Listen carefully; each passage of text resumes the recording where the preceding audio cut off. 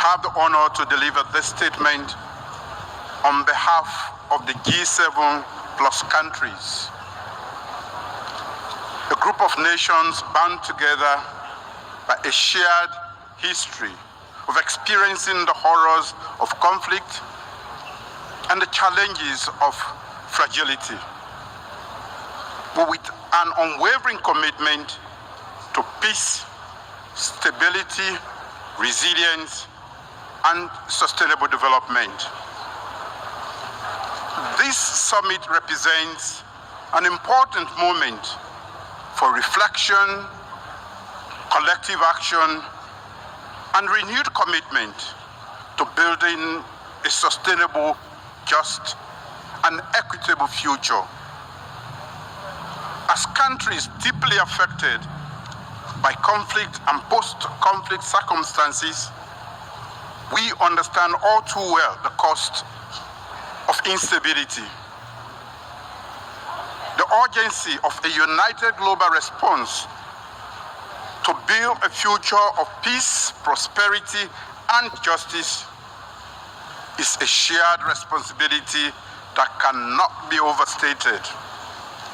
For us, these challenges are neither theoretical nor distant. They are the stark reality that we contend with every day. Our countries have endured and continue to endure fragility, conflict, and violence. Still, we stand here united as by a shared hope and common purpose, the pursuit of sustainable peace and development. Today, we stand at the crossroads of history. As this summit of the future has offered us an opportunity to adopt the pact of the future, a transformative roadmap for a more inclusive, secure, and sustainable world. This pact gives us hope and inspiration for a better future.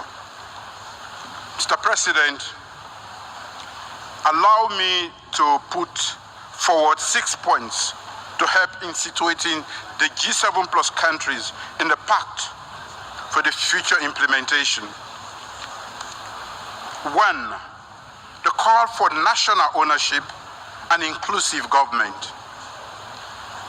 The G7 plus was founded on the principle that peace and development must be driven from within. We advocate for national ownership of development processes and insist that efforts to address fragility must be grounded in dialogue, reconciliation, and inclusive governance. 2, promoting sustainable development in conflict-affected countries. The SDGs represent a shared vision for a better world. But for the G7 plus countries, progress remains hindered by persistent challenges of fragility. Sustainable development and financing for development is essential towards addressing the unique needs of fragile and conflict-affected states. Therefore, we call for increased international cooperation, innovative financing mechanisms, and tailored approaches to ensure that no country is left behind. 3, fostering international peace and security. International peace and security form the bedrock of global development. For countries recovering from conflict, achieving peace is not a singular event, but a continuous process of strengthening institutions, promoting the rule of law, and addressing the root causes.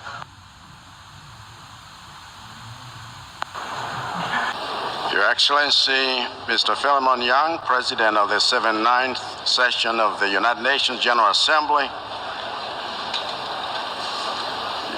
Secretary General of the United Nations, Excellencies, Heads of State and Government, youth representatives, distinguished delegates. This is an historic gathering, for rarely do we make time to reflect on the tomorrow we are creating by our choices today, and rarely do we focus on creating multilateral solutions for problems that haven't yet occurred. As things stand, we are not likely to meet the targets we set for Sustainable Development Goals, SDGs, because we seem more interested in moving with speed in destroying the future than we are in replenishing it. So now we must reflect on the extra gear we need to engage between now and 2030 to sustain the hope of young people all over the world that the old men and women in this assembly have what it takes to build solutions for a future that is not ours to inherit. This summit of the future is not about us, but about the next generation and their children, and we must make this pact of the future without rigging it with the prejudices of yesterday and the conflicts of today. Let me be blunt, Mr. President. Sustainable development is untenable without sustainable financing. As such, I call for urgency in remodeling development financing. I call for financing facilities that are more robust, inclusive, and humane. I call for financing that will categorize global development in developing countries, because the underdevelopment of LDCs is a drain on the potential of the global South and the global North alike.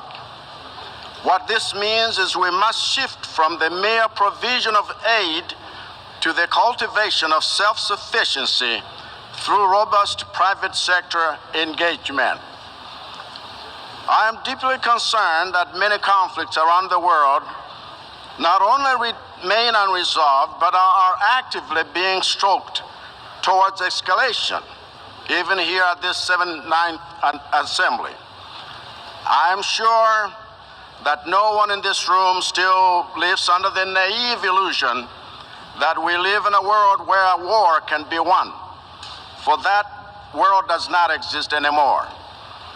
We must pursue a rules-based approach that seeks peaceful solutions to disputes, for it is evident that the current multilateral system has proven significantly inadequate in resolving these conflicts. We recognize the global utility of artificial intelligence in terms of improving productivity and decision-making processes. However, the least developed countries are faced with significant challenges in coping with this unprecedented technological advancement. It is therefore imperative that the global world makes deliberate efforts to improve the capacity of LDCs to reduce the digital divide. In Malawi, and invariably in the rest of Africa, the youth are not just our future, but they are our present as well. We therefore must exploit this demographic dividend by developing technical skills and harness the enormous potential of the youth in order for us to achieve this fourth industrial revolution.